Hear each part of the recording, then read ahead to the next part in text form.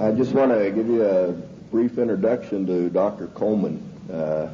I've been studying this for a long time and seeing what's happened to our country, and you know, it's kind of sad in this country that you have to come to a meeting on Saturday morning to get the truth. You can't turn on the television because you sure don't get the truth there. So we sure appreciate everybody coming out. But in order to do that, I ran across Dr. Coleman's work.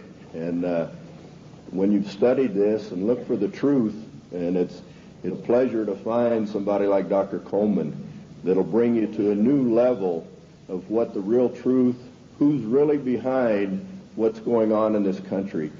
None of this is an accident. This is orchestrated. This has been planned and plotted and is moving right along. And if the only thing that you can do is be informed and learn what's going on, who's really behind it. And nobody does that better than Dr. Coleman. He's an author of 3 books. He has a table back here. I recommend that you look through his material. It'll bring you to a new level of information as to what's going on in the country as well as the world. And this is the only country left that stands between the country as we know it, or the world as we know it, and the New World Order, which will drastically change everybody's lives, as Dr. Coleman will tell you. But the big difference between Dr. Coleman and some of the other speakers is he's been in most of the places that we're talking about. He's been in Lebanon, Brazil, France, Italy, Spain, England, South Africa, and all over the U.S. And he did this, you know, in his work. He has first-hand experience with most of the things that are going on here. He studied 5 years in the British Museum in London, also in the Cain Museum in Egypt, where he did research on the Black Plague. And, you know, if you study his work or read his work on AIDS, I think it'll shock most of you. In his investigation, you know, through the congressional records. And the congressional records is where most information is in this country. And he would feel very comfortable, you know, in debating the Supreme Court justice on the Constitution at any time, because our Constitution is basically being walked all over at this time. But at this time, I'd like to bring on Dr. Coleman, and let's give a big hand to him, and we appreciate him.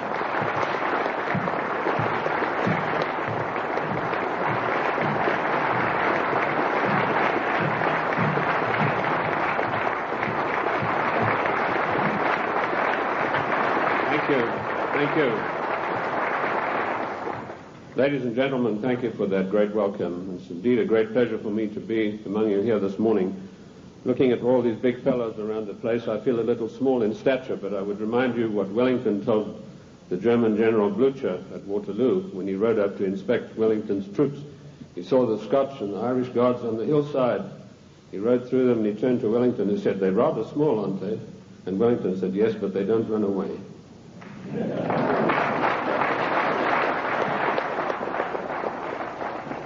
Ladies and gentlemen, I bring you a message of hope, not fear. A message that I hope will galvanize us all into much needed action. The problem is quite simple. Anarchy and chaos prevails in Washington, D.C. because the federal government has seized powers to which it is not entitled to and is passing masses of laws that are 100% unconstitutional. And when you get men setting themselves up as greater than the Constitution of the United States, you get anarchy and eventually tyranny. Now, I'm paranoid. I'm going to admit to you right up front. But let me tell you what the real meaning of the word paranoid is.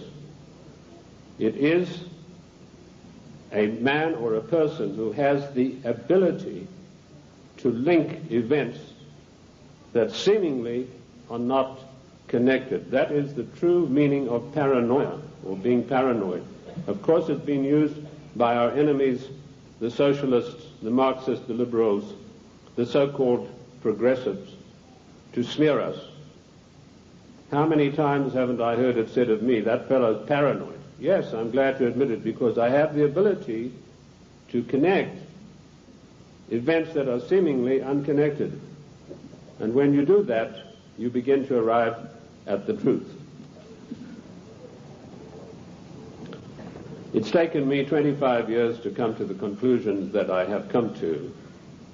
And I want to tell you that one of the biggest things I discovered in my work was the existence of a supranational committee composed of 300 men.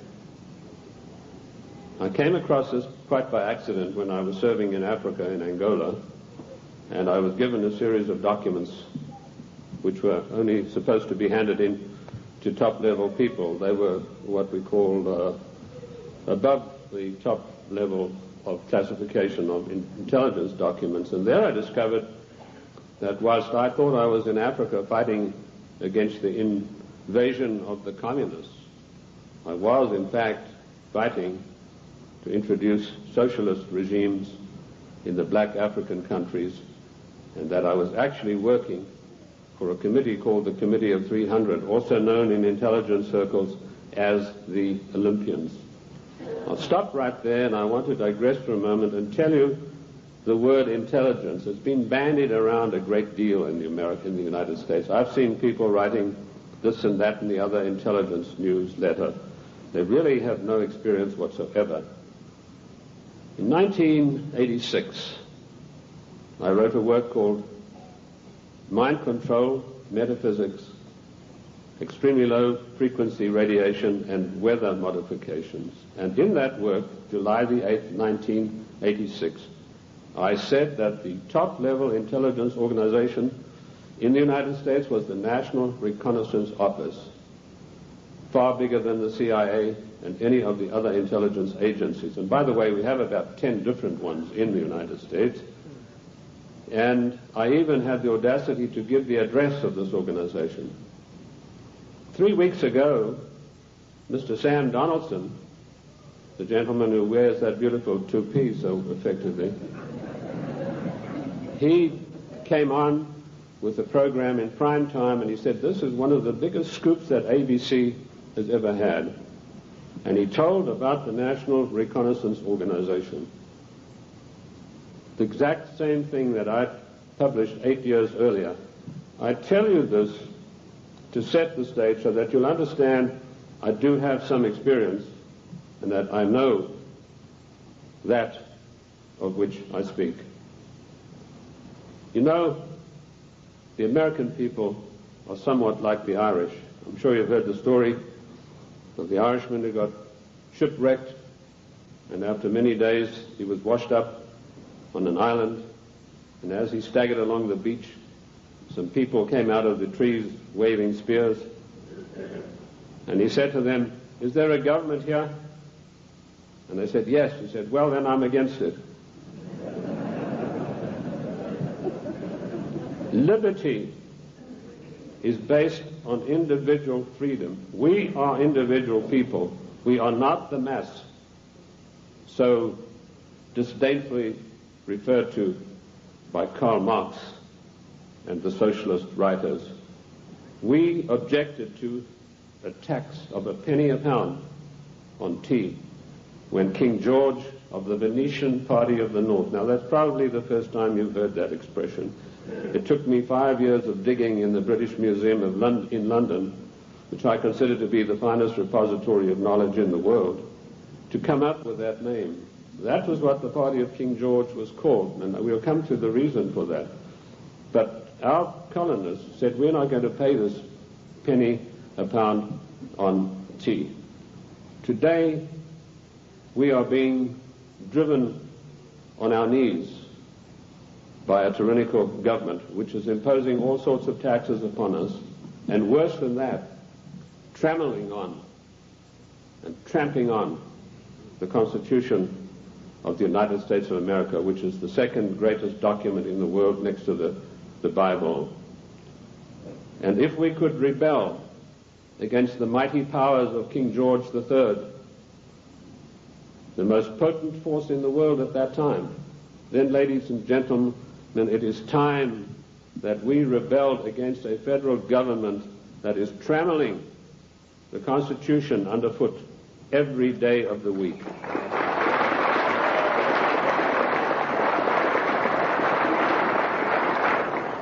King George III of the Venetian Party of the North did more than that. He sent Adam Smith, a servant of the British East India Company, to formulate a policy which he called free trade. And by the means of free trade, Adam Smith, a greatly beloved economist of the Marxist, the Socialist, and the Liberals, hoped to bring the small manufactories and the industries established by the colonists to their knees. Let me tell you unequivocally that free trade is piracy. There is no such thing as free trade. We have to reject this constant brainwashing to which we are subjected. Free trade began with Adam Smith and the British East India Company. Now, who is the British East India Company? They played a massive role in the history of the United States of America. Only you are not taught this in your schools or in your universities, but you need to know. In my book, The Committee of 300, which took 20 years of research, and incidentally, I was only a little bit behind with Karl Marx. He spent 30 years in the British Museum in London, where he got most of his things from. I point out that the British East India Company was the most powerful trading company in the world. They made their massive monies out of the dope trade. They first grew prime poppies in Kew Gardens in Kensington, London, got the best producing opium poppies. They then shipped them to Benares in India, where they began a massive plantation of poppies, opium-producing poppies. They then used their famous tea clippers to transport the poppies in the form of raw opium to China. And by their military force, they imposed an opium policy on China that turned the Chinese nation into a nation of addicts. And they enforced this policy, which was known to the royal family and Lord Gladstone, the Prime Minister, and every one of the lords and ladies in England. And they made a massive, huge fortune. In researching these documents in India House in London, I came across some of the manifests of the old tea clippers and the numbers of kegs of opium they carried and the values. And I totaled up these things, and I found to my astonishment that if we took 1970 as an optimum year for profits in General Motors and Ford, in 1 year, the opium trade with China was 3 times the profits of the combined profits of Ford and General Motors in 1970. And this was shared by 300 people. That was the committee that ran the British East India Company. They all had equal voting rights. They could not outvote each other, and of course they were sworn to secrecy. The descendants of the British East India Company today run the United States. And I will hope to prove my thesis as we go along. They also interfered in the development of the United States on every occasion. They armed the Indians, they armed the people against the settlers who were pushing west. They ran the Hudson's Bay Company. They also ran so-called mission stations in China and got these missionaries who were really not missionaries at all to push opium on the Chinese. And I remember a conversation with the late Gamal Abdel Nasser of Egypt, Prime Minister of Egypt, President of Egypt, and Mohammed Aikel, one of the top journalists, with Chow En-lai. And Chow En-lai told him, he said, you know, the Americans and the British made China a nation of opium addicts, and now with the Vietnam War, it's our turn. We are going to make the Americans a nation of opium addicts. So you can see the influence, the evil, baleful influence of the British East India Company upon the great nation of the United States of America. They were the ones who financed the war. They put up the money for the British troops to buy the Hessian mercenaries and to fight the colonists. Those brave 3%, let me remind you that only 3% of the people took arms and stood up against the mighty army of King George III. We are 3% here this morning, but that's enough for us to withstand the mighty force of the federal government of the United States of America.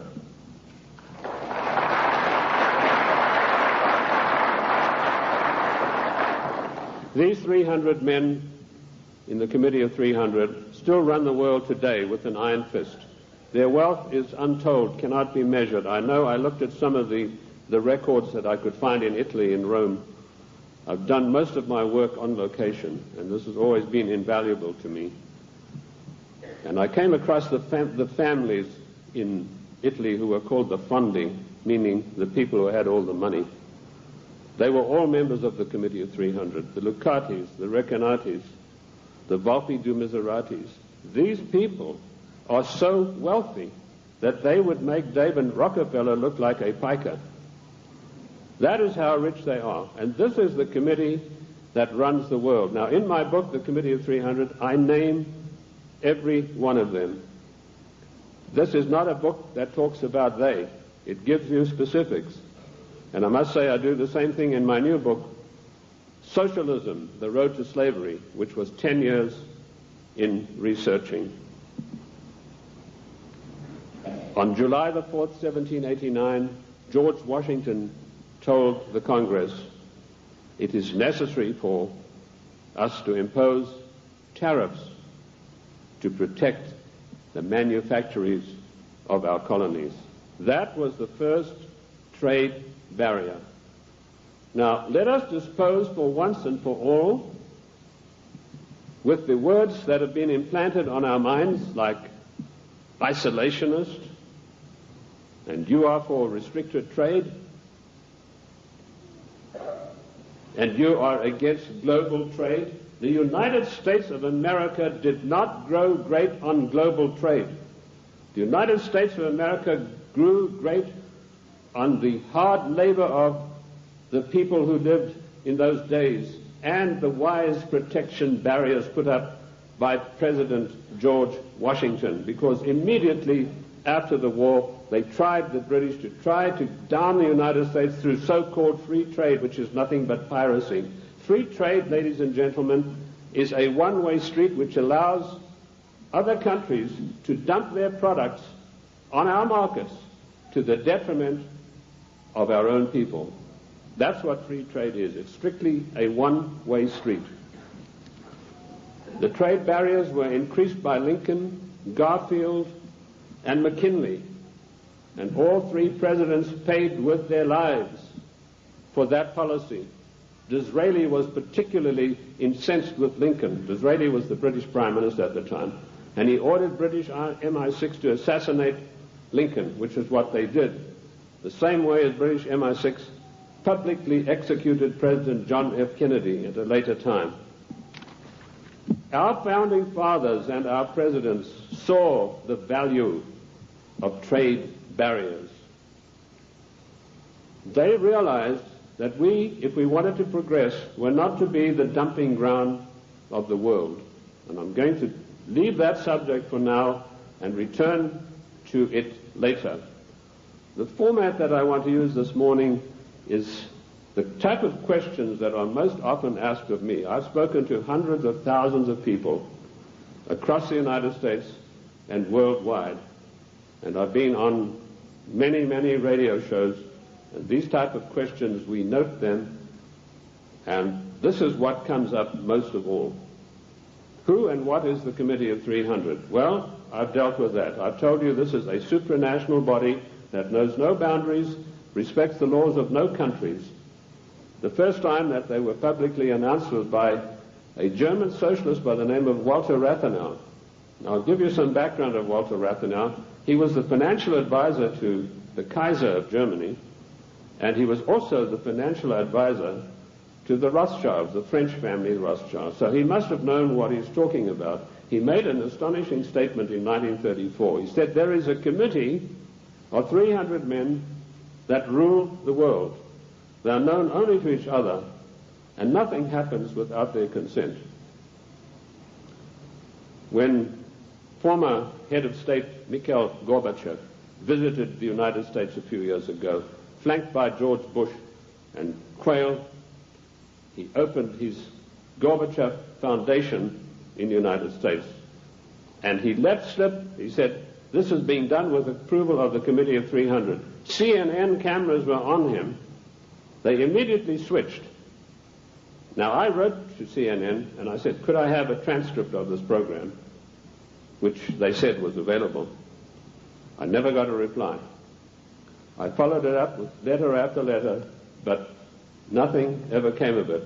The point I'm trying to make, ladies and gentlemen, is that the federal government, the secret upper-level parallel government that runs the United States, does not want you to know that you have an upper-level parallel government that calls the shots, that dictates what is going to happen to your life and mine. So that's how I found out about the Committee of 300. The next question is, what are their goals? Their goals are a one-world government, latterly called the New World Order.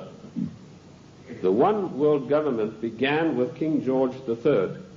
At the time that the colonists were brave enough to take him on, King George was already busy formulating a one-world government, and he had lined up at least 50 countries that were willing to come into this future world dictatorship with him.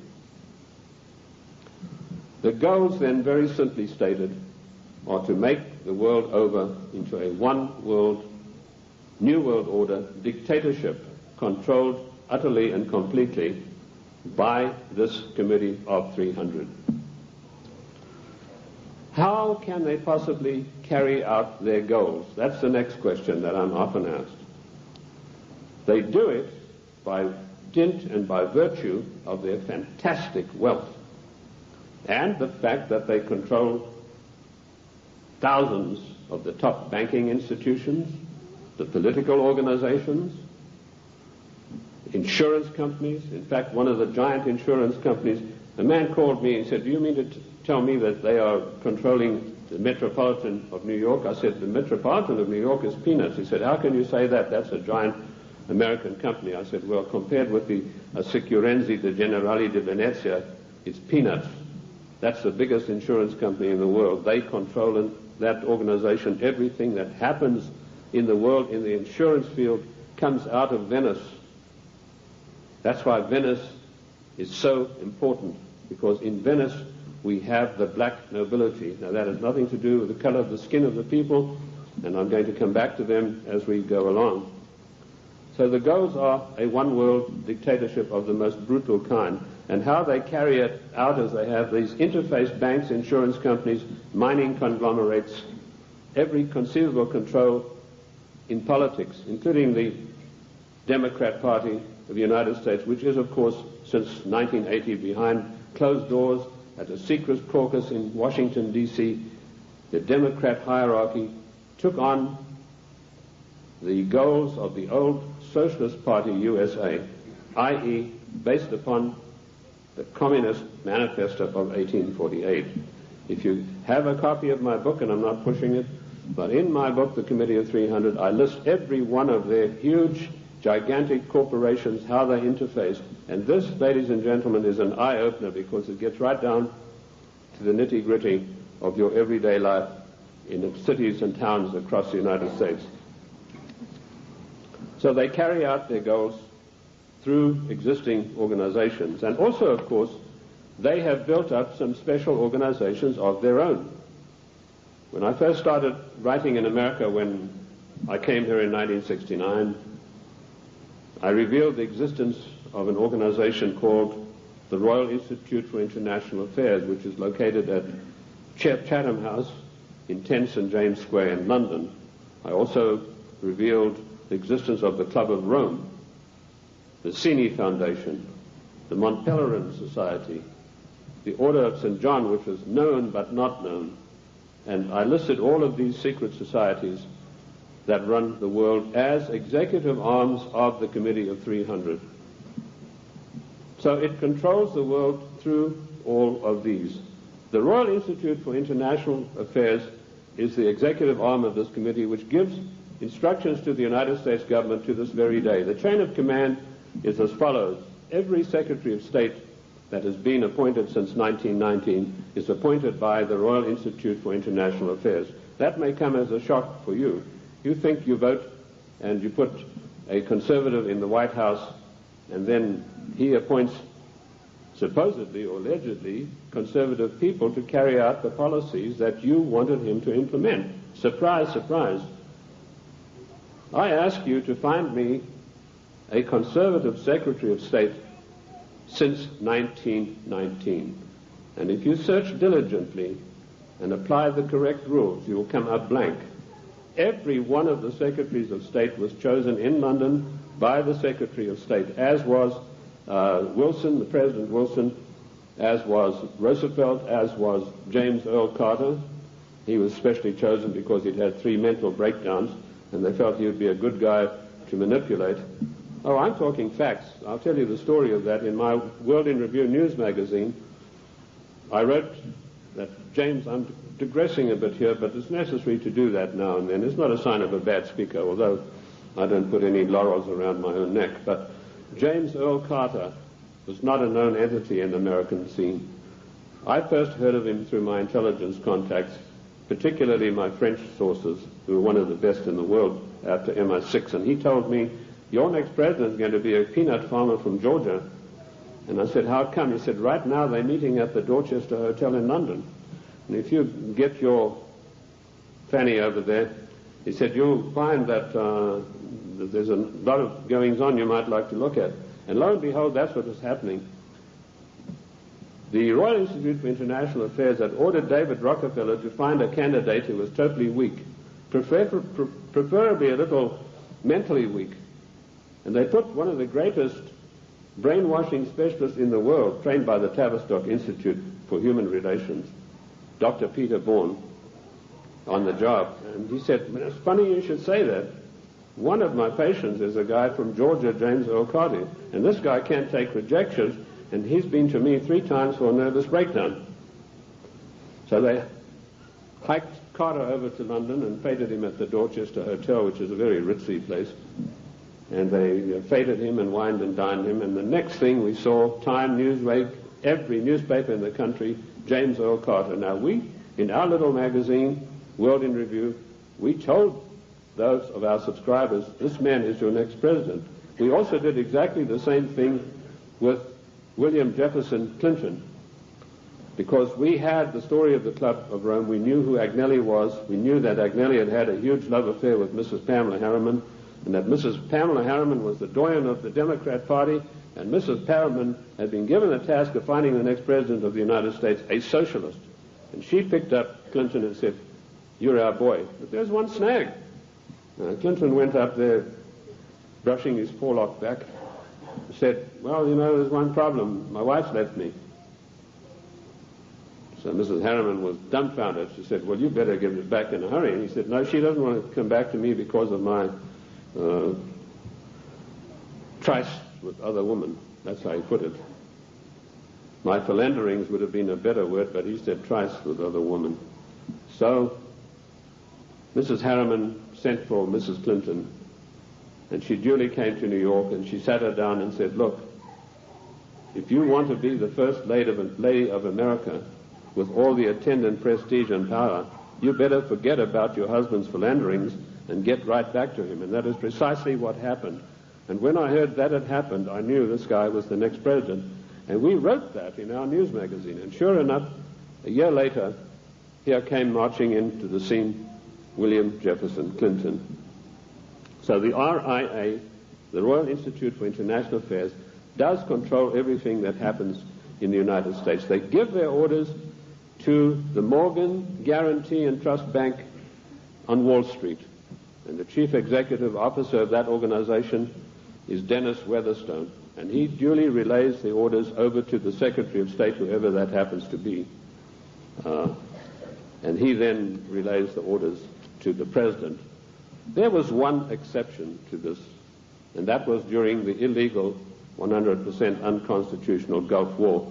Now, I'm going to use a word, and I apologize to the ladies for this, but I need to tell you this graphically to illustrate the power that the Royal Institute for International Affairs exercises over the affairs of the United States of America. when George Bush was hesitating and didn't know whether he should get into the Gulf or not, the Prime Minister of Britain, Mrs. Margaret Thatcher, came over to the Committee of 300's headquarters at the Aspen Institute, Colorado, and this is the phone call that she had with George Bush. She said, "George, this is Margaret. Apologies to you, ladies president. Get your ass up here. I've got some orders for you about the Gulf War." And Bush went scurrying up there like a little messenger boy. And the next thing we know, there was this massive outpouring of propaganda to start a war against the nation of Iran, a nation that had never done this country one iota of harm. I use those illustrations in order to give you the extent of the control that is exercised by this Committee of 300.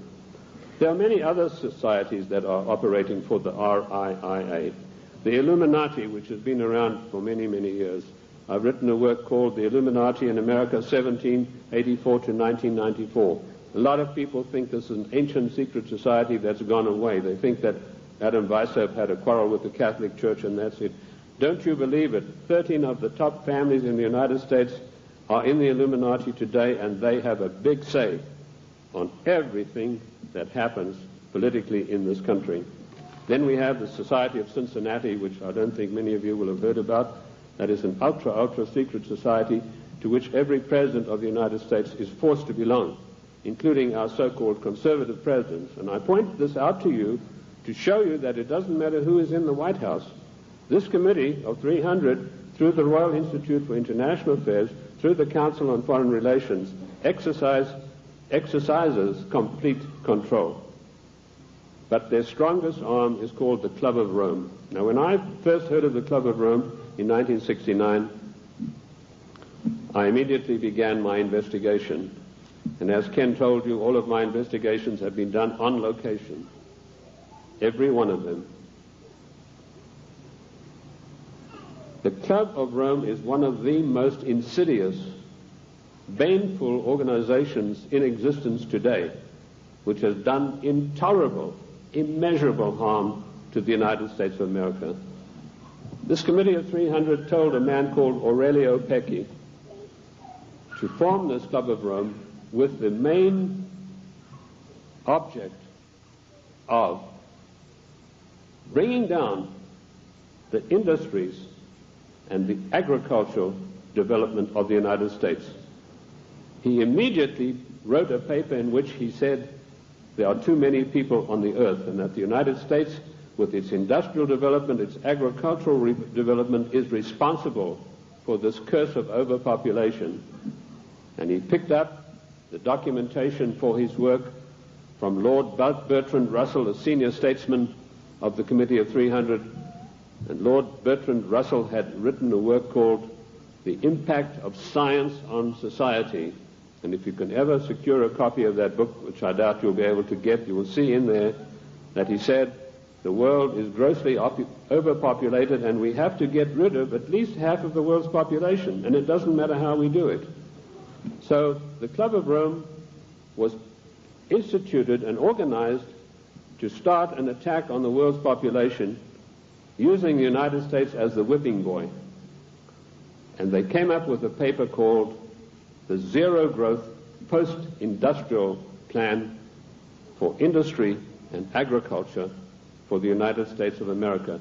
3 days after that plan was accepted as official United States policy by James Earl Carter, I was able to, through my intelligence people, get a copy of this insidious document. Basically what it said was that the middle class in the United States of America had to be destroyed because in the coming push to a world order, the middle class would be the stumbling block because history had shown that the peasant class in ancient days, when they had revolted, were just easily crushed. There was no resistance. But now had grown a new super class of people in the United States called the middle class, who had long-term employment, who had job security, who were well paid, who could afford to buy the products that were made by the United States and didn't need to buy products from China or anywhere else. And the Club of Rome post-industrial zero-growth paper said, this has got to stop. We have to bring down the middle class of the United States. And the way that we will do this, the way that we will accomplish this task, is by crushing their industries. In 1980, based on this report, I wrote a small work, a booklet, called The Death of the United States Steel Industry. And in that I told of a French aristocrat by the name of Etienne Davignon, and I'm sure there's not a single steel worker in America out of a job who's ever heard of this man's name. But they put this aristocrat onto the job of destroying first the steel industry. In my book in 1980, I said that by 1985 we would have silent blast furnaces. The rolling mills would be stopped. There would be no more shipbuilding. We'd have thousands of skilled workers who'd passed the skills of their trade down for generations, who were forever dispossessed of their jobs. If you go to the northeast United States today, ladies and gentlemen, and I've just been up in Cleveland where I had a very good radio address I gave there, you will find that what I said in 1980 has unhappily come to pass. In 1970, the United States had 5,000 ships built by good United States know-how, using good United States steel. 5,000 ships sailing the high seas. Last year, we had exactly 270 such ships, and at least 50,000 steel workers permanently out of a job, jobs that will never come back. What happened?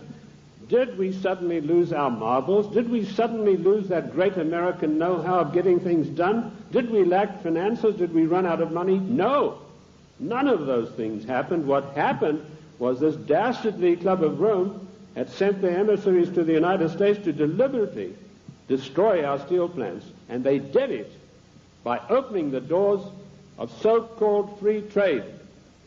And everybody who signed the NAFTA treaty and everybody who signs the GATT treaty when it passes is a traitor and a seditionist.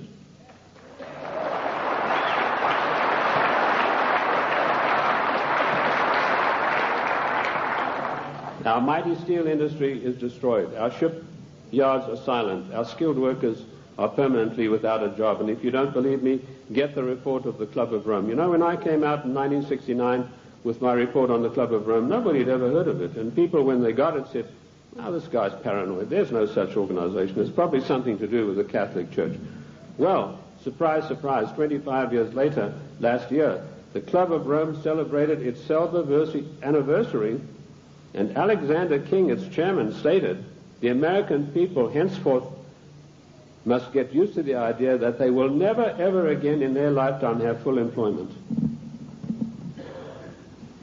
What a scandalous thing that our government is fully cooperating with this organization built up by the Royal Institute for International Affairs to destroy the middle class of the United States and to add to the policies of global genocide. That brings me to the next question. What is the Global 2000?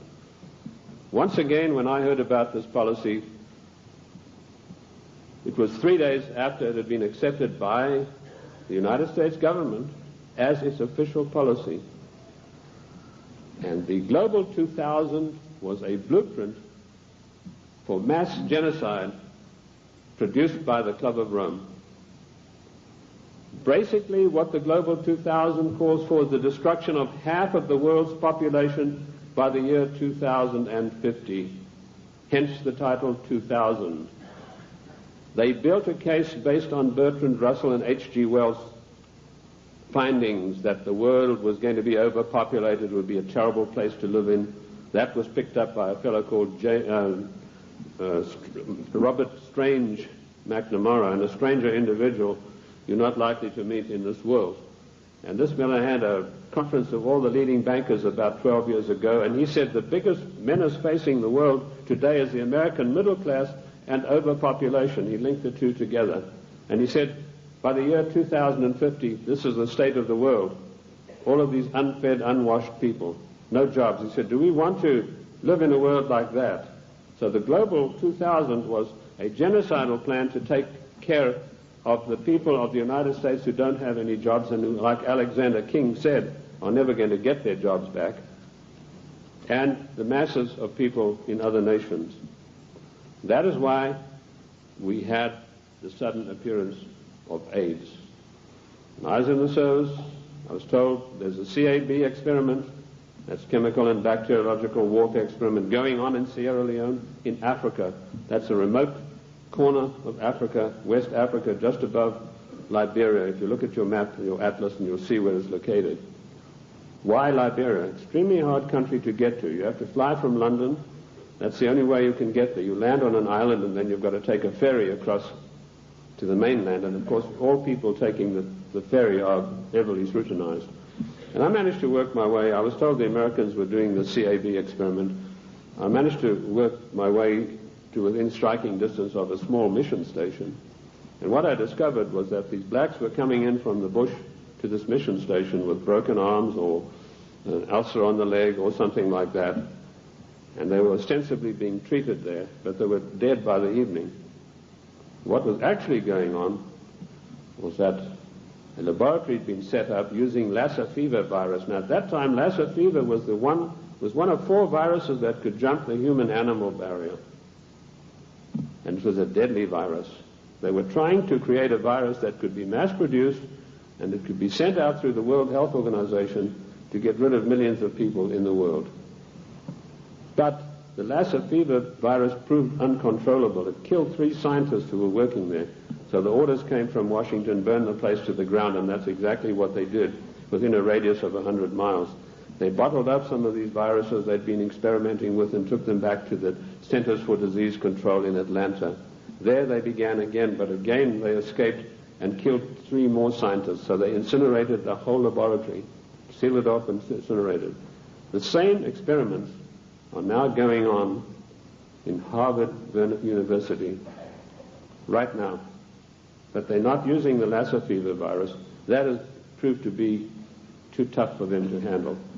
Instead, the United States government gave millions of dollars to the United States military chemical and bacteriological warfare establishment at Fort Detrick, and they began experimenting with the AIDS virus. I knew about the AIDS 3 years before the word ever came out in the world, in the United States particularly, because of my field work in Sierra Leone. The British government used their Porton Down CAB facility. It's easier to get into the Bank of England vaults than to get into Porton Down. All the deadliest viruses in the world are being crafted there, in pursuance of the goal, the Global 2000, to decimate the world. Shortly after this experiment had finished at Fort Detrick, the World Health Organization started a massive vaccination campaign. They said, for once and for all, we're going to wipe out the scourge of smallpox. They chose Africa and Brazil, launched a massive vaccination campaign. Immediately, AIDS began to appear. Thousands and thousands of people began dying of the strange new virus, which the World Health Organization then said had come from the bite of a green monkey. They forgot to tell you the green monkey's been there for centuries, and he'd been biting people if he ever did for centuries, but no disease of that nature had ever occurred. The World Health Organization deliberately took this virus, which was crafted from a series of animal viruses, including Mediavirus sheep, which destroys the brain, which is why you find AIDS patients get dementia probably first before any of the other AIDS-related complex diseases appear. And they began vaccinating innocent people on a massive scale, and they began dying like flies. Why Africa and why Brazil? Because those 2 countries had the biggest black population in the world. And I want to tell the black people of the United States of America, do not trust the Democrat Party. Do not trust government. Do not believe that government is your friend. To you, to them you are dispensable, the same way as we are. Millions of people died. I went through Uganda on an inspection tour, and I saw whole areas decimated where previously there had been small towns and villages. There was not a living soul in sight. And that is going on today. The AIDS epidemic is completely out of hand. It swept the world. It's been swept under the carpet in the United States of America. We were told that this is a disease which is passed by homosexuals. True enough, but that's not the primary cause of it. This is a crafted virus that was spread throughout the world to decimate the population. Coming behind them, and we reported this about 2 years ago in our World in Review news magazine, is the Vibro 19 cholera virus, a deadly killer. You get this cholera in the morning. If it's not immediately treated with massive doses of expensive antibiotics, you'll be dead in a day and a half. This epidemic swept India, carrying away millions of people. I don't know if you've heard of it in the press. I doubt it. Behind that is a deadly strain of malaria, and some of our forces in Somalia contracted this disease, a strain of malaria which acts almost like the HIV virus. It attacks the human immune system. And behind that, the Black Plague. Now, you've had some experience with Black Plague recently. Experiments were conducted in this area and in California with the Black Plague, distributing them, these plague viruses, to definitive areas by means of enfolded scalar waves using extremely low frequency radiation, which was a warfare technique developed in 1934 by the great Soviet virologist V.A. Gertchev. This is not Buck Rogers stuff, ladies and gentlemen. This is today's deadly truth. So some of the Indian reservations were targeted, and all of a sudden they began dying of Black Plague. And then we were told, well, the harvest mouse droppings are responsible. Well, the harvest mouse has been doing his droppings for centuries, but none of them got the Black Plague before that. But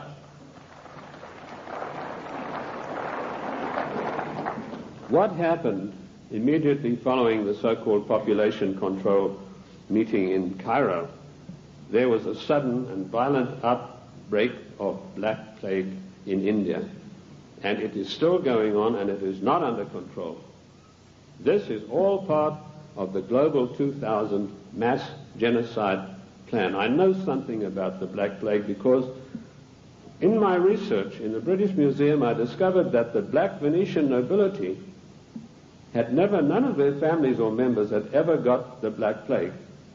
Yet the Black Plague, as you know, swept through Europe and killed half of the population of Europe, but none of their families ever got it. So I began seeking for the answers, and I found them in the Cairo Museum.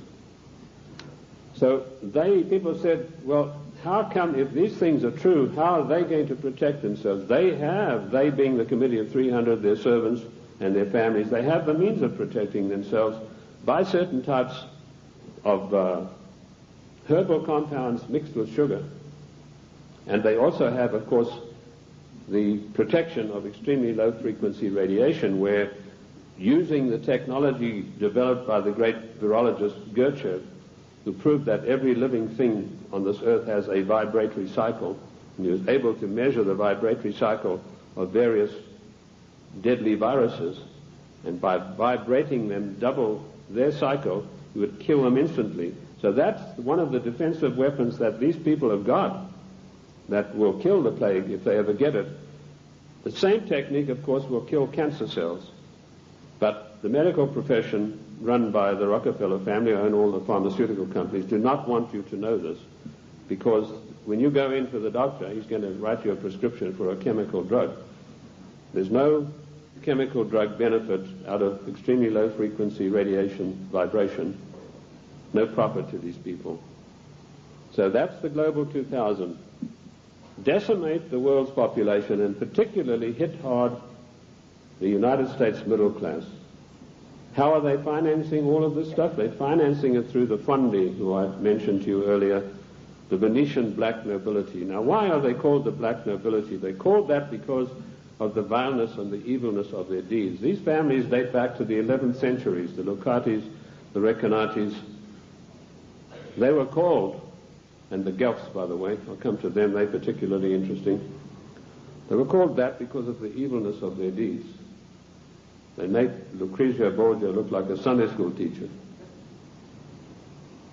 They had so much money, which is the outcome of the drug trade, the years of investing, the years of gaining control of every mining, mineral, gold, oil, natural resource of the world, that they can afford to finance these things. So the black nobility are the ancient aristocrats of Venice and Genoa, and they called that because of the nature of their deeds. The black Guelphs were one of the worst of them.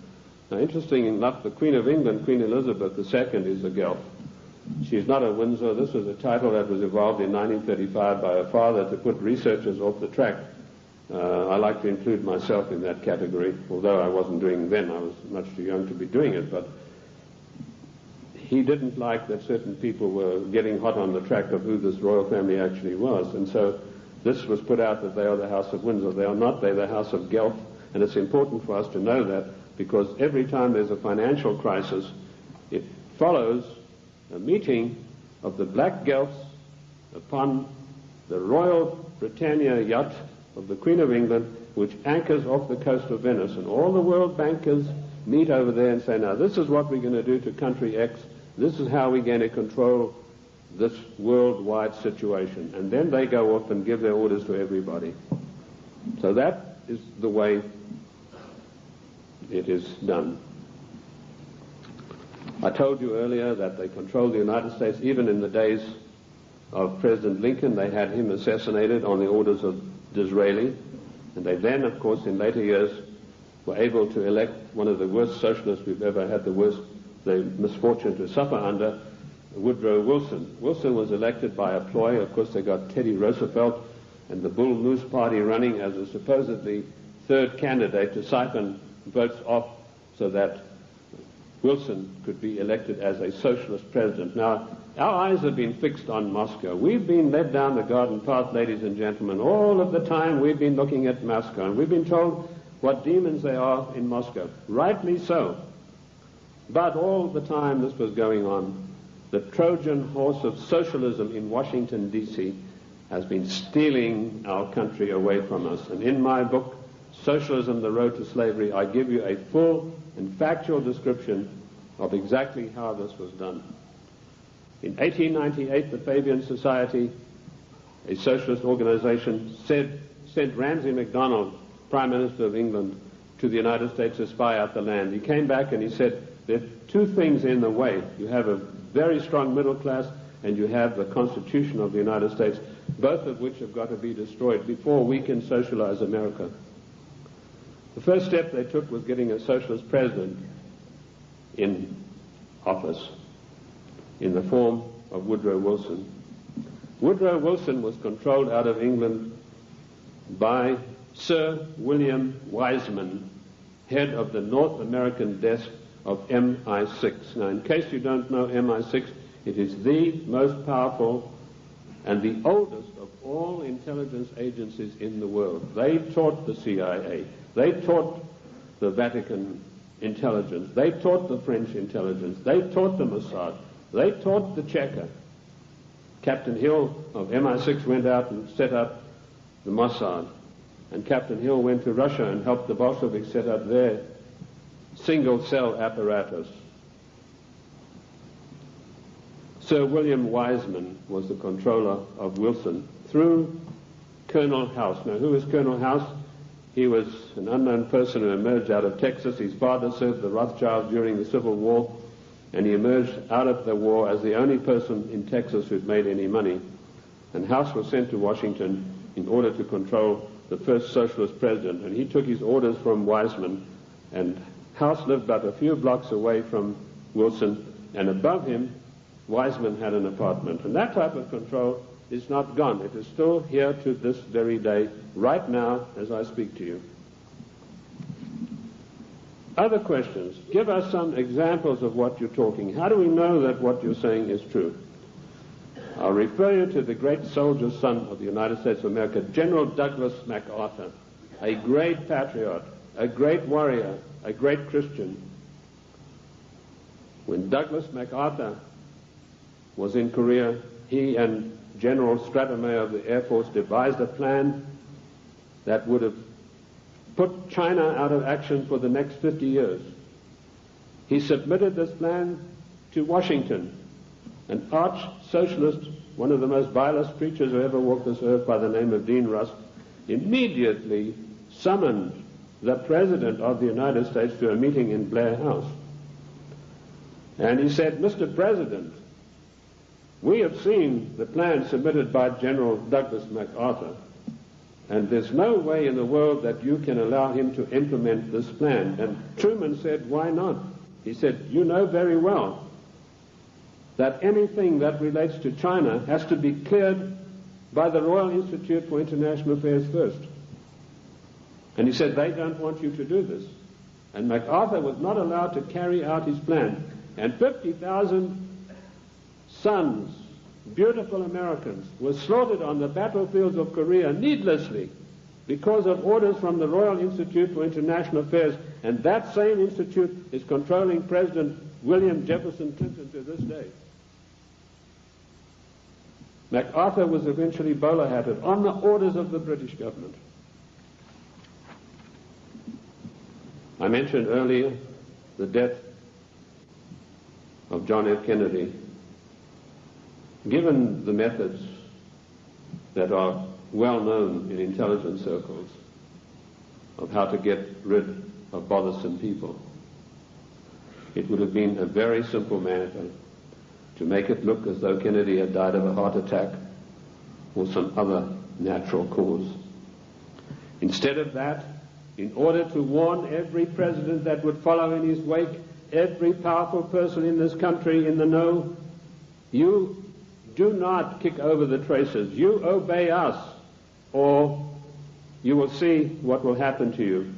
Kennedy was publicly and brutally executed in a plan carried out by British MI6 under the control of Sir William Stevenson and his lieutenant, a Canadian citizen by the name of Major Louis Mortimer Bloomfield. Now, you won't get that in any of the accounts of the Kennedy assassination. You'll find it in my book, The Committee of 300.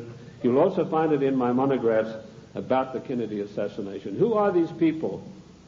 Sir William Stevenson ran American intelligence throughout the Second World War out of the RCA building in New York. His second in command, a Canadian citizen, Major Louis Mortimer Bloomfield, ran Division 5 of the FBI counterintelligence. You want examples of how Britain controls this country? I have given you them. I've also told you that every Secretary of State since 1919 is selected by the Royal Institute for International Affairs on the orders of the Committee of 300. Why is this? We go to these conventions and there's all the hoopla in the world. The balloons are flying, the straw boaters are in the air. Bush has been elected conservative president. Reagan has been elected. What happens in reality?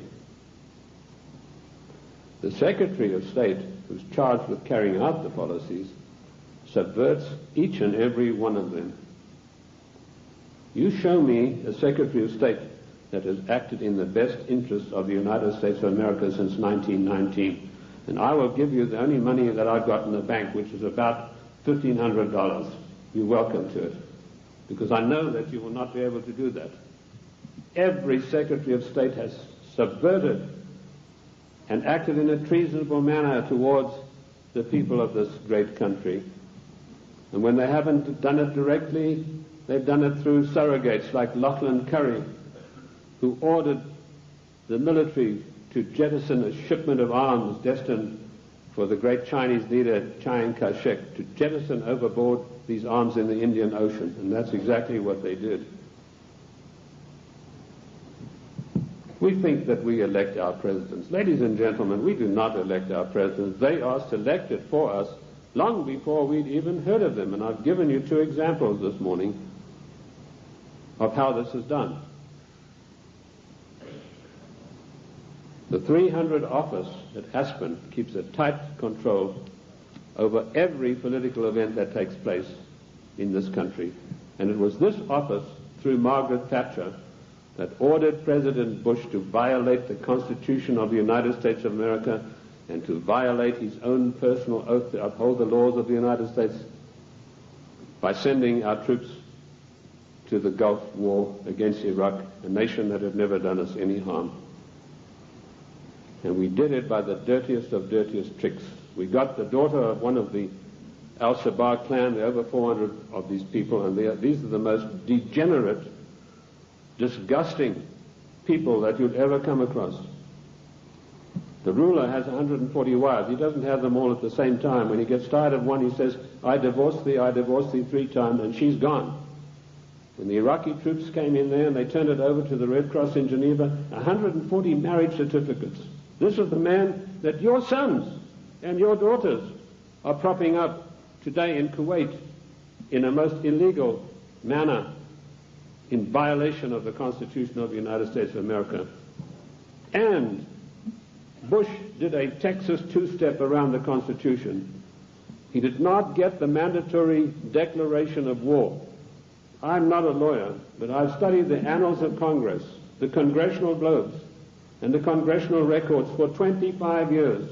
And in those pages will be found more wisdom, more in-depth information about the Constitution than you'll ever get from any law school. Anyway, most of the law schools have professors far to the left of Marx, and they don't know anything much about the Constitution. I talked to a few people, one lawyer in Congress, I said, what do you know about the Constitution? Well, I got 1 semester of law when I was at law school, and in that was something about the Constitution. Our Constitution is not even taught in the United States school system. Isn't that an utter shame and a resounding disgrace? Bush said the troops...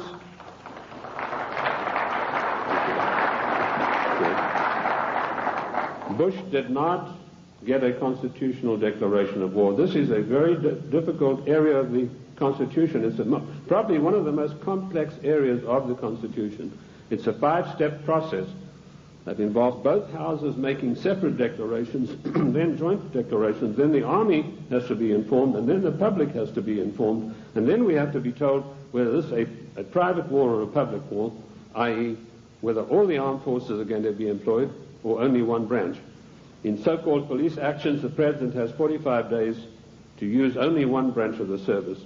Bush violated his oath of office by going to the United Nations, to which we do not belong, and getting them to give him a so-called color so that he could send our troops to the Gulf. Our troops to this day are in the Gulf illegally, in violation of the Constitution of America, and we're still paying for it. The story that the Gulf states put up all the money, you go and ask the General Accounting Office, as I did, how much money have they paid? We are still paying for the Gulf War, and now we've got another huge bill to meet, billions of dollars, for Clinton's fantasies, to go out there and support this disgusting Al-Shabaab clan. I don't know if you know the story of Kuwait. It's really a horrendous one. I don't want to get into that too much, but that land was stolen from the Iraqi people by the British imperialists. They came in and drew a line through the sand right through the middle of the most important oil fields that had just been discovered, the Rumelia oil fields. Thenceforth, this is going to be called Kuwait. And they brought up these tame sheikhs from Bahrain and put them in as the rulers. And since then, they've been stealing the oil off Iran, and the proceeds go to the British banks in the city of London for the Committee of 300. They're just doing the same thing now in South Africa with the gold. That's part of their tactics to gain control of all natural resources through the world. I also touched briefly on Giovanni Agnelli and Mrs. Clinton and how she had left her husband, and Pamela Harriman. Pamela Harriman, for her duties in getting Clinton elected, was given a plum job as ambassador for the United States to France. And this is what happens to the traitors. Patriots are punished and traitors are rewarded. Dennis DeConcini, who voted for the giveaway of our property in Panama and who voted for the crime bill and every other obscenity that is passed by the federal government in violation of the Constitution, he's now going to get a plum ambassadorship when he retires, on top of his huge pension of something like $200,000 a year. I've been asked whether Clinton will stay the full term. Yes, he will. Clinton will stay the full term because he's been given a job to do, and that is to pass certain far-reaching socialist measures. And he's been very successful in doing that with the help of so-called Republicans. I personally am not in favor of political parties. I'm like George Washington. He said, political parties are baneful, and in the long run they are harmful. What happened in NAFTA? A so-called conservative, Mr. Newt Gingrich, who I wouldn't trust as far as I could throw him, went out and acted as the floor manager, as the party whip in true parliamentary style, and he whipped up 132 Republicans, so-called, to support NAFTA. And no doubt he will do the same thing with this dreadful GATT treaty, which is coming up in a vote in the lame duck session. So he's going to run, and I'll let you into some information which I just got a few days ago from French intelligence. Clinton would not be able to run on his record or anything that he's done or anything meritorious. So what he's done, he sent emissaries, and this is the first time you're going to hear this. You might hear it in 1996, but this is the first time you're going to hear this now. He has sent emissaries to Iran to dig and promise huge sums of money to any of the Iranians who will come up with the actual documentation of the scandal where our prisoners were kept there until Reagan was elected the president. And if he can come up with this documentation, he's going to keep them. In 1996, he's going to come out and say to America, I have here documentary proof of how bad your Republicans are, President Bush and Reagan. Look what they did. And on the strength of that, he hopes to run in 1996. That's what he's doing now. He's taking the money that he's not entitled to, and he's using it to bribe the Iranians to come up with these documents. I don't know that they will, because I think they like him even less than I do, and that's saying a lot. What is the Clinton agenda? Clinton has been instructed to socialize America, and let me tell you that the enemy in Washington is more to be feared than the enemy in Moscow. I've said this for years. What does socialism do? It forces changes upon people that they do not want and do not ask for. And we've seen how dangerous that is when we look at the programs that were supposedly programs invented by the United States government and by the presidents. A man called Stuart Chase, an arch-Fabian socialist, wrote a book called A New Deal. Frances Perkins, who was the first female socialist cabinet minister appointed in the United States in the Roosevelt administration, she got hold of a copy of this book and she ran to Roosevelt and said, look, this would be a marvelous program for you. So in the 1932 Democrat and by the way, don't call them the Democratic Party because they are not. We are a confederated republic. We are a constitutional republic.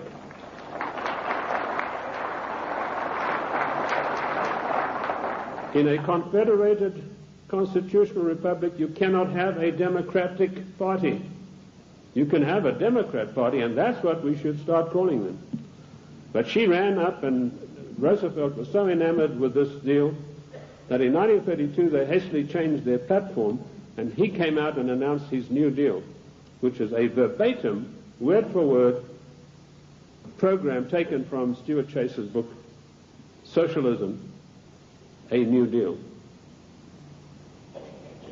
Then when Kennedy came along, he adopted a wonderful new program called The New Frontier. That just happened to be a book written by Henry Wallace, another Fabian socialist writer. Word for word, The New Frontier was co-opted as Kennedy's program. Then when Johnson came along, he came out and started talking about the Great Society. Now, what was the Great Society program? It was another Fabian socialist book written by another fellow called Graham Wallace, no relation to the first Wallace, name spelled differently. So here we have three presidents of the United States following an outright course of socializing the United States of America. And of course, every president, including Reagan and Bush, has continued along those lines. And what do we have? Our Social Security. That was called the Beveridge Plan. In 1942, when Britain had its back to the wall, was losing hands down to the German armies in France, they needed something to buck up the population. So Sir William Beveridge came along with this plan. He said, we're going to abolish poverty in Great Britain. and they started this beverage plan, which is the basis of our social security plan. Note, I said socialist social security plan. That's how we got it. It was co-opted directly from the beverage plan, very eagerly embraced by Roosevelt. Socialism is a failure. Lenin was once asked, what is socialism? And he said, socialism, he said, no, he was, sorry, I got the story wrong. He was asked, what is communism? And he said, communism is socialism in a hurry. And we have creeping socialism in this country today, which has nowhere to go but to communism.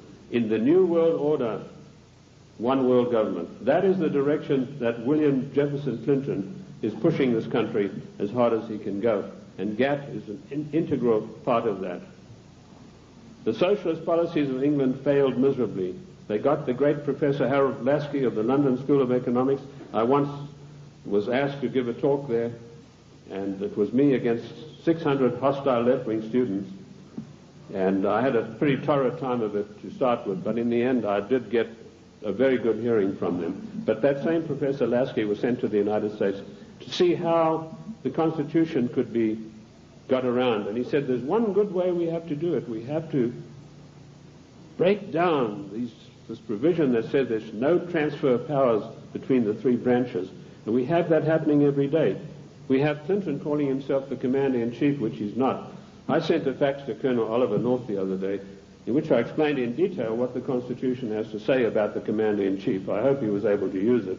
He said that Clinton is not the Commander-in-Chief, but he was saying it for the wrong reasons, for personal reasons. The Constitution is perfectly clear on this. It says that the President shall not be the Commander-in-Chief until such times as called into actual service by the Congress. And in my studies I came across this proviso that could only happen after a careful 5-step declaration of war mandated by the Constitution. And that is the sum and substance of the President's war-making powers. Unfortunately for us, during the time of the Civil War, Lincoln got the Congress to give him the power of habeas corpus, which is a privilege, by the way, not a right. And he was able to do things that were monstrous, which would never have been done. Why Clinton is telling everybody he's the Commander-in-Chief, it's not out of ignorance, as I pointed out to Colonel North in my facts. It's a deliberate, carefully crafted plan to get the people of the United States used to the idea that he is actually the Commander-in-Chief. And I tell you, he is not. The Constitution says he is not, and I can give you chapter and verse. Because should there a time come when he wants to take some drastic kind of action, he can then get Congress controlled by the Democrats, even a lame duck Congress, to give him the power of suspension of habeas corpus, and can say, as Commander-in-Chief of the United States Armed Forces, I hereby order XYZ to happen. It is a deadly danger, and we are fast asleep. I tried to alert Colonel North to exactly what's going on about the so-called Commander-in-Chief, and I only hope that he will put it to good use, because I do not have the same forum that he does. Anyway, socialism is a total failure. When it began to sink in England, they sent John Maynard Keynes, or Keynes. He said Keynes was a better word because it rhymed with brains, and this is the man who did in the economy of every Western country. And he came to the United States, and by his charm and good looks, he was a tall, well-spoken English gentleman, immaculately suited, connoisseur of wines and cheeses. And it was said of him that there was not a single lady who could resist his amorous advances. He was able to charm Roosevelt into giving the British government $3 billion to prop up their socialist programs. That wasn't enough. They then sent Harold Lasky and John Maynard Keynes for a second handout. This time they got $7 billion. And when Roosevelt was asked about this, he said, let's forget all of those silly little dollar signs.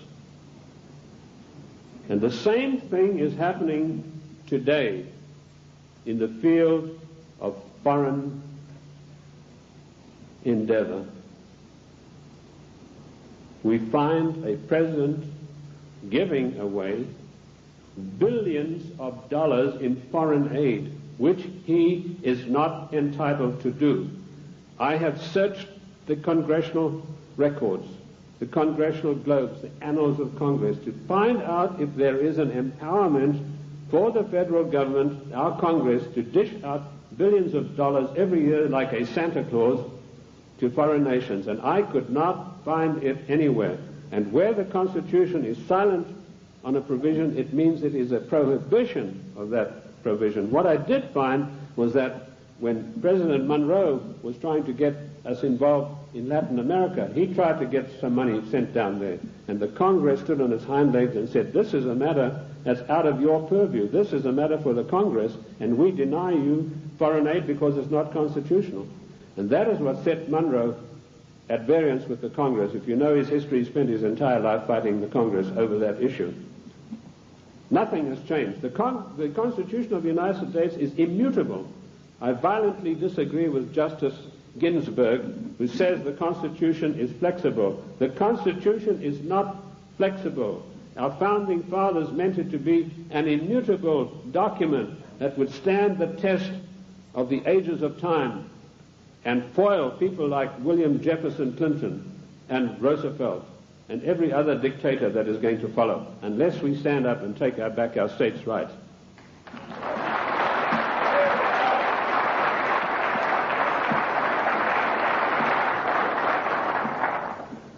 What is the political future of the United States? I told you that we are being forced into a one-world government, new world order, by the use of the word democracy and by the use of the word global trade and free trade. There is no such thing as free trade. The United States made itself great by its own manufacturing abilities. We had our people fully employed. We had our people who could buy all the products that we made. We did not need global trade. If people wanted the privilege of selling on our markets, they had to pay customs tariffs. And did you know that up to 1913, all the money that it took to run the United States came from customs tariffs? We had no income tax. And in 1913, we had a surplus of $5 billion after all our bills were paid. Now comes Socialist Wilson, and the first thing he does, he calls for a joint session of Congress, and he said, we've got to stop this isolationist. Ladies and gentlemen, this word isolation is a smear word. It's intended to deceive you. We do not need global trade. We need full employment. We need our people back in full-paying jobs. We need our industries revitalized. We have today 40 million unemployed Americans, and Alexander King has stated the policy of the Club of Rome, followed slavishly by William Jefferson Clinton. Americans can forget about full employment in the future forever. 40 million, those are the real figures. We have 25 million people underemployed, people with great skills who are acting as doormen in hotels, flipping hamburgers, for God's sake. These people, and they talk, Mr. whatever his name is, Reich or whatever it is, he says, oh, the Clinton administration has created 2 million new jobs. Well, I don't like to pick on his size, but I think it's gone to his head, if you get the drift of my meaning. There's no 2 million jobs of any magnitude being created. He's talking about makeshift jobs. We have the biggest underpaid, underemployment class in the world today, and we have the middle class totally destroyed by the socialist administration, and Clinton is hand in glove with him and going along with him as fast as he can go. We have become the dumping ground for the world's products, and that has put our people out of jobs, reduced our standard of living, the object of the exercise being that one day we shall be no better than a third world country as far as our standard of living. Take the shoe industry. In 1950, only 4% of shoes sold in America were imported shoes. Every president that came along knocked down the tariffs against shoes, imported shoes. Today you have China, Taiwan, Malaysia. 84% of shoes sold in America come from those countries, which means a total unemployment in the shoe industry of this country of over 250,000 people. Isn't that a scandal and a disgrace? That we open our doors and allow these people who we subsidize with foreign aid to come back and dump their products and put our people out of work. In future, historians are going to say, this was the maddest nation on earth to allow this insidious war to be waged against them. And that's what it is, ladies and gentlemen. This is a war to the death for the United States of America. The only thing that is making it unrecognizable as a war, there are no big drums being beaten, there are no flags waving, but we are being insidiously destroyed in a trade war. And GATT is a coup de grace to kill off the American middle class for once and for all. And while in passing to GATT, did you know that one of the provisions, I've read the 26,000 pages of this GATT document, and I want to tell you, I don't believe a single one of our senators or our members of the House have read this document. One of the provisions that I found out is at birth, once GATT is in control, every child born in the United States will have to have an IRS number. Another thing that I found, the GATT financiers, and this is a massive bureaucracy, are going to come in and they are going to limit the type of dividends that you can earn on your investments from bonds. What happened? Immediately this news broke, the gnomes of the bond market took their money and they fled to Basel, Switzerland, and they put all their money in the Bank of International Settlements in gold, Swiss francs, and that's why you have the attack on the dollar going on today. This is a war to the death against the people of the United States. The Committee of 300 wants to reduce us through socialism into a nation no better than the third world countries. Look at this insidious GATT treaty. Do you know that the United States, the mighty United States, has one vote, the same as Kenya or Haiti? And we are going to pay 7/10 of the huge bill. And this organization is going to supplant the laws of this country. One of the provisions of the WTO is that their board will be able to go in and demand of individual states that they change their laws and take us to the courts if we don't do it. Where is the president who said he would uphold and protect the individual states and their rights to a republican form of government? This GATT treaty is one of the most insidious, unbelievable attacks on the United States that I've ever come across. Let me tell you that if the Russians were to drop a couple of nuclear bombs on Washington, and that might be such a bad thing, let me tell you that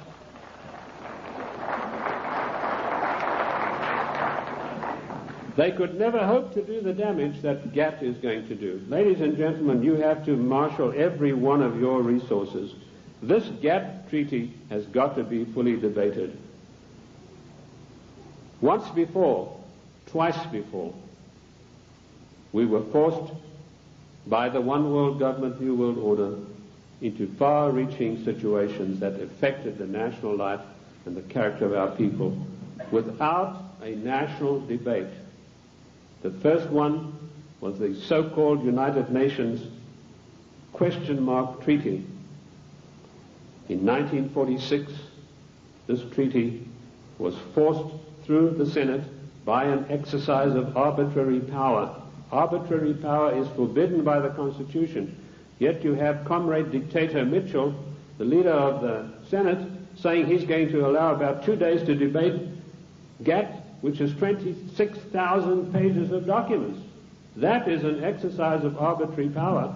If we had any men of guts in the Senate, so-called conservatives, they would walk out en masse and say, we are not taking part in this effort to denigrate and destroy the Constitution of the United States of America. And you can imagine what an effect that would have.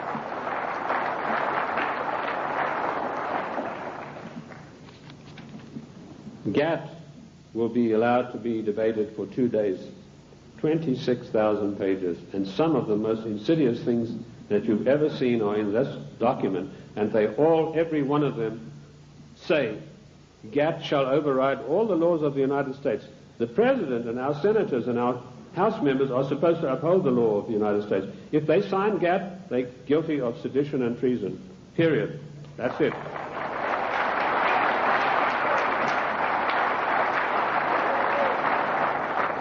This came as a natural outflow of the United Nations Treaty. I found there that 5 senators, listen to this for a disgrace, ladies and gentlemen, 5 senators actually read this United Nations document.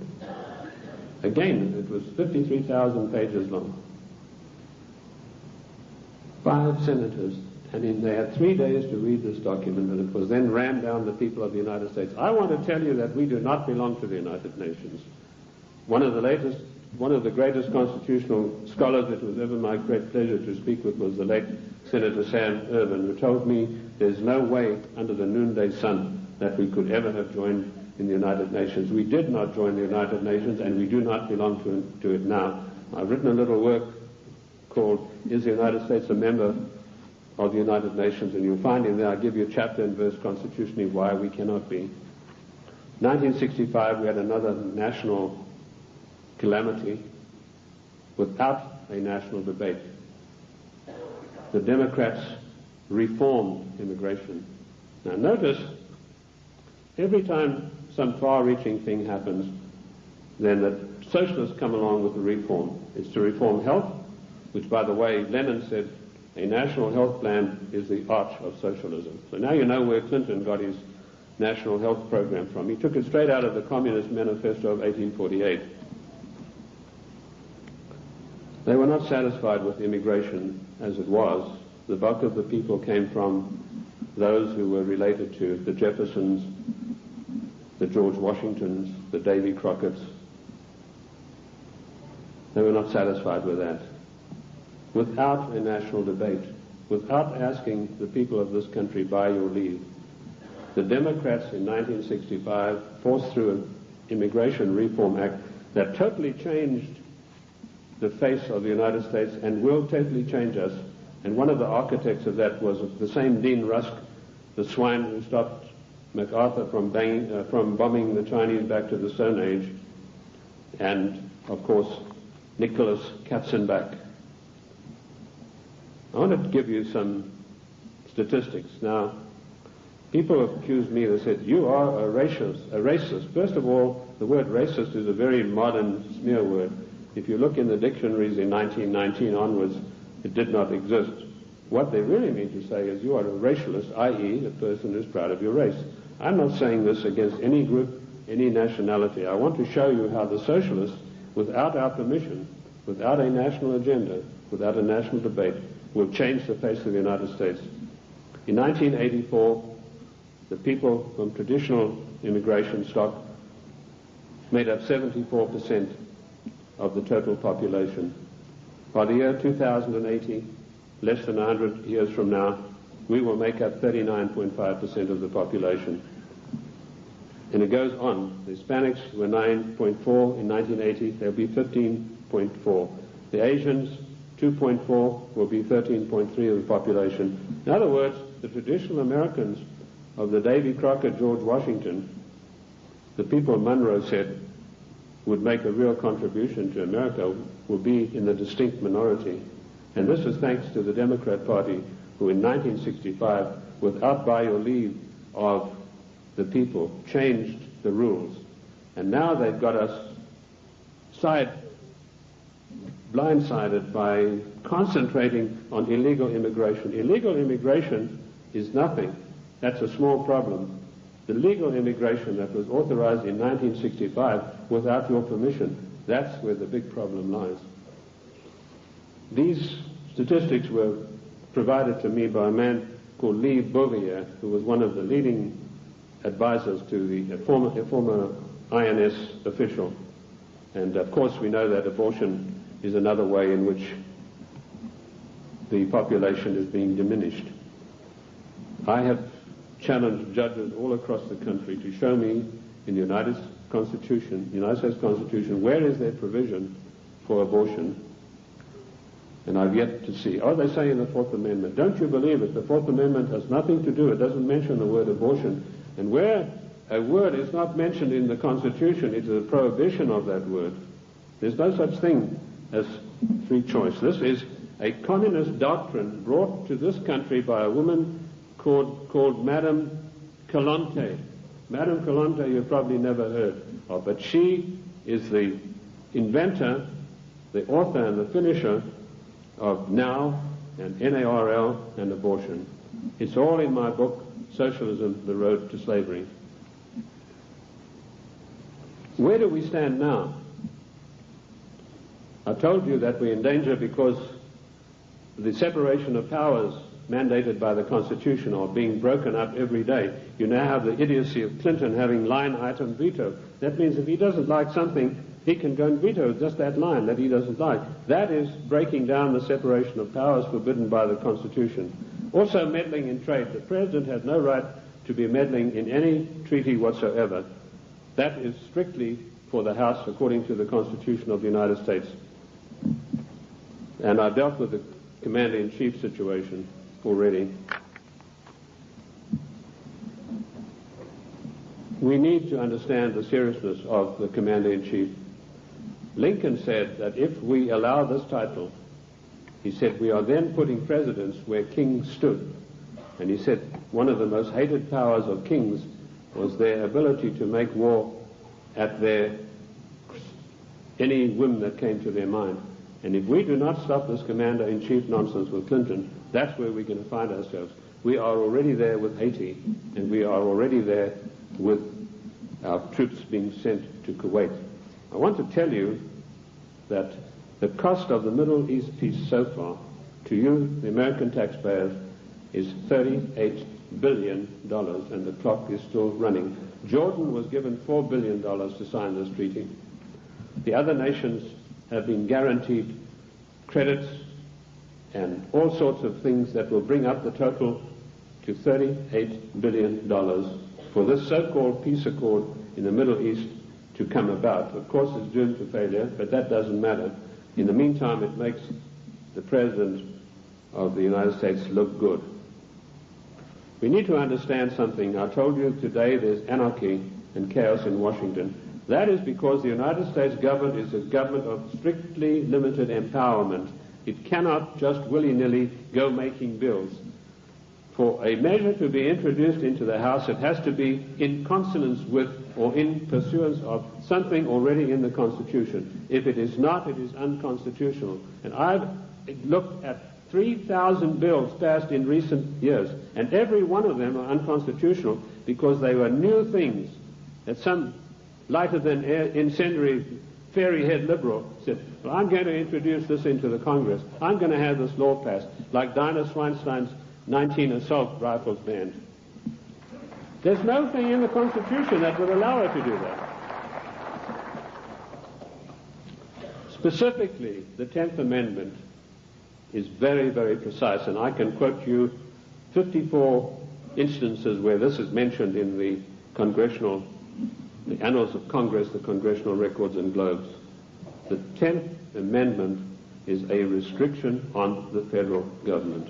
Our founding fathers were very frightened to give unlimited powers to the federal government. Daniel Webster said we must cage them like a lion, must not give them unlimited powers. It is a government of limited powers, but particularly the 18 Amendments.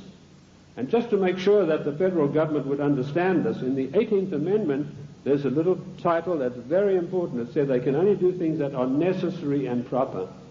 And I want to ask you, is rushing our troops off to Kuwait to protect the income of the decadent Al-Sabah family, whose money goes to the Royal Institute of International Affairs banks in London, is that necessary and proper for the United States to be doing? We don't get any benefit out of that. No.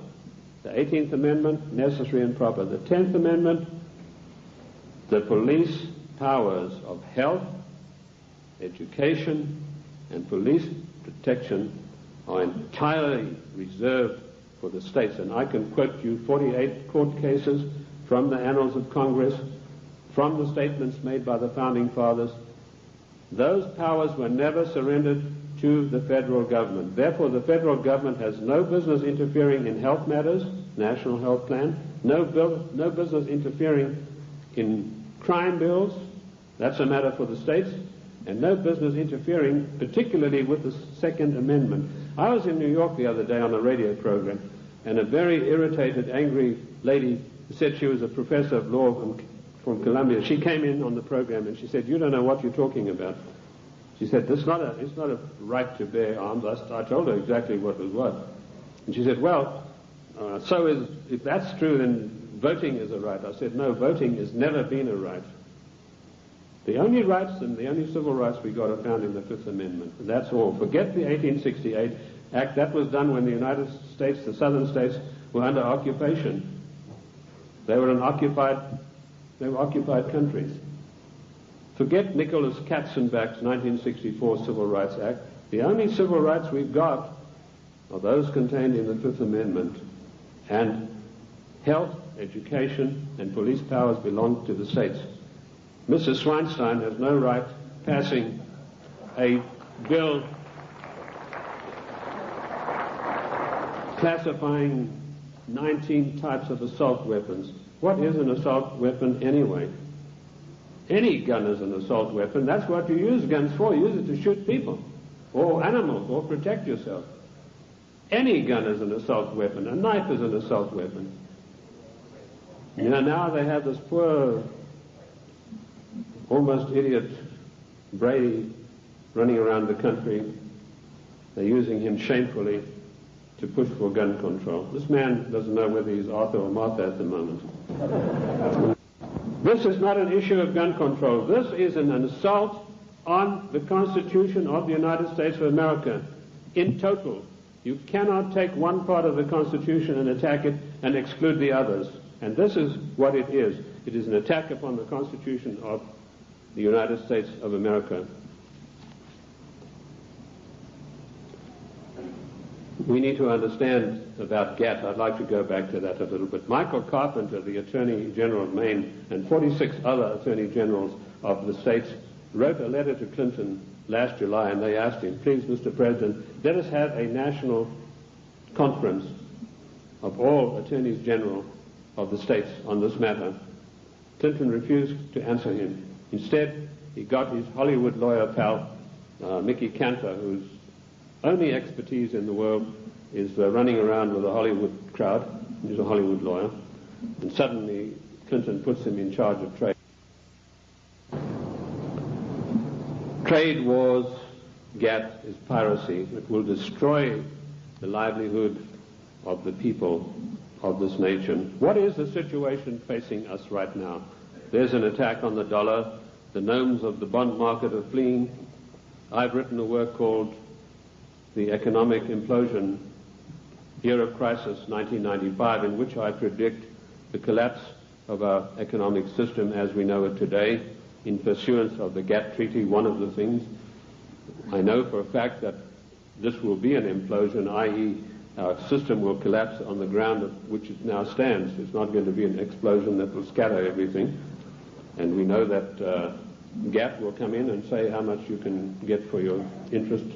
They will also put the International Monetary Fund in charge of our finances, and banking in this country will be in the control of 5 major banks.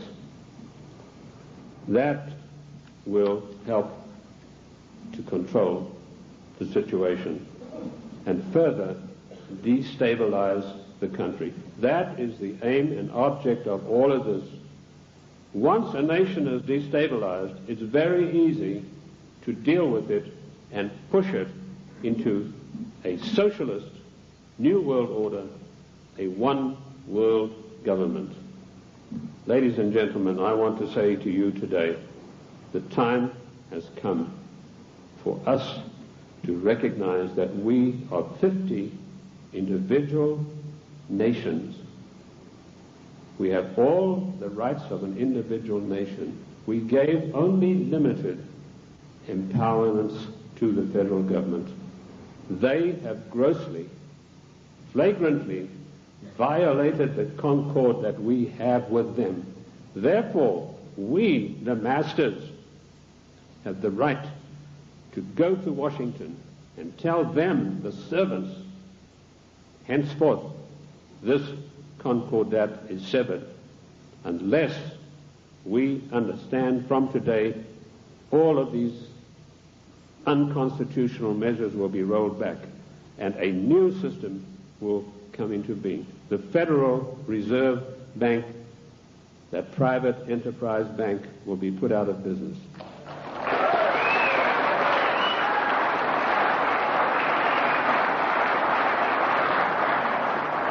Ladies and gentlemen, this is not anarchy. This is the God-given right of each of the 50 nations, of which the state of New Mexico is an individual nation. We are the only entity in the entire world that has a legal document that allows us to dissolve the federal government without resorting to violence and bloodshed.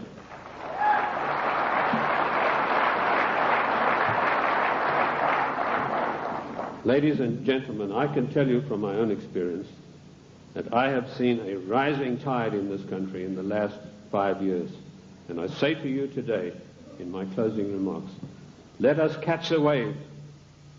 My own plan is to form an organization, a foundation, if I can get people with money to back me, where I will teach what I've learned from the Constitution, what I've gleaned from the annals of Congress, the Congressional Globes, and the Congressional, to maybe 100 educators, lawyers, if you will, other people who are interested. Teach them what I know, which is enough for them to confound the Chief Justice of the Supreme Court of the United States, not to mention those fairyheads we have in the House and Senate. They, in turn, will spread across the land, teaching others, and they, in turn, will teach others until we have a grassroots movement that is spread across this nation of people who really know, not just to recite the Constitution, but know all of the provisions, the ins and outs, the nuts and bolts, who, when somebody like Mitchell says, we're going to give 2 days for this gap treaty to be debated, 1 million people will demand and tell him that you, sir, are exercising arbitrary power and you shall not be allowed to do this, and quote the Constitution. We could do that with every one of these unconstitutional measures. It is the federal government that is creating anarchy, not we, the people. Thank you, ladies and gentlemen. Thank you. Thank you. Thank you. Thank you. Thank you. Thank you.